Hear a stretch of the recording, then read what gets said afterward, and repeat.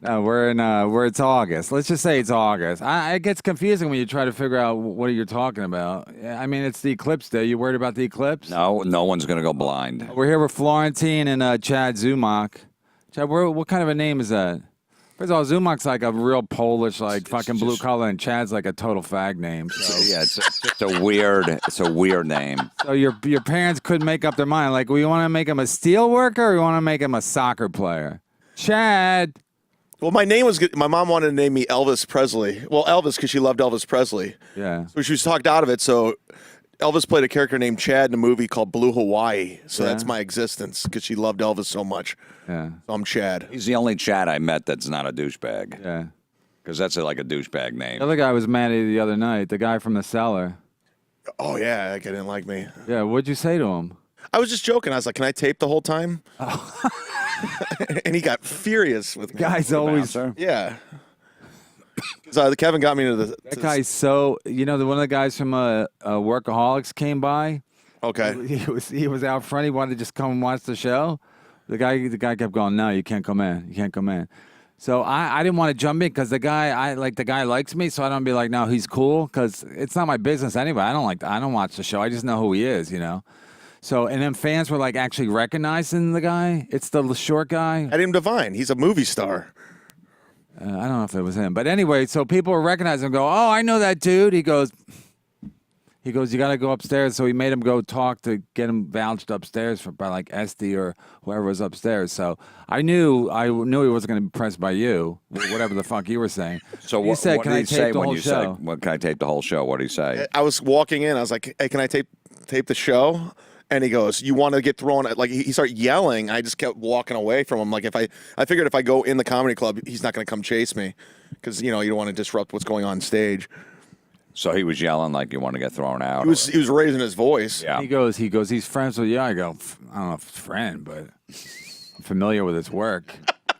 It's another strike on Kevin at the I know. Comedy Cellar. And then people go, and then somebody goes, I thought you didn't have any friends. I go, this is why I don't have friends, because they're fucking troublemakers. You know what I mean? They create headaches for you. Anytime I bring a friend to the show, or my sister was gonna invite her friends from Chicago or whatever. So I said, don't be late, because they were like on standby or whatever. Don't be late. Anyway, of course they're late. They give them like a 4-top or whatever. 2 show up on time. 2 show up late. 2 are walking in while I'm on stage. I'm like the third act on the show. They're walking in. I'm on stage. I hear them say to the 2 people that are already at the table, "Is this him?"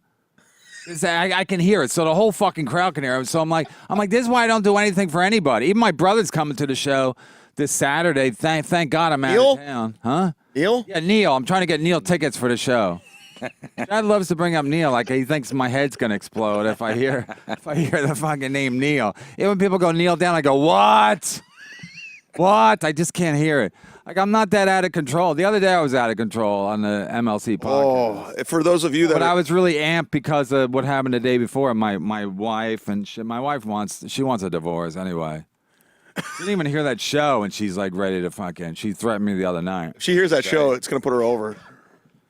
What'd she say? She goes, the other day, she's like, you talk shit about your kids. I go, I don't talk shit about my kids. And then I did call them cunts that show. Yeah, you did.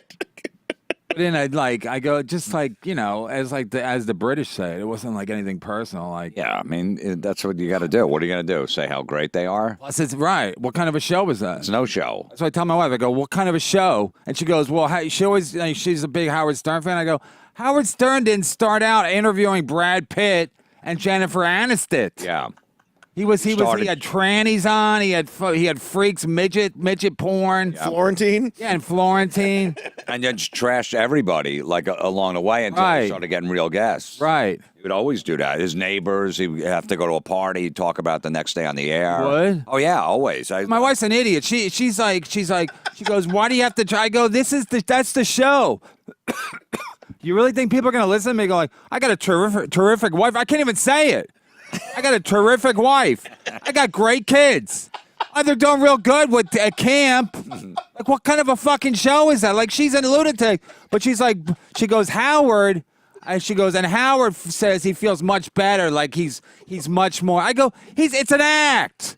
I go, he used to be a fucking douchebag, and that's how he got his name. And now everybody thinks he's like a national treasure.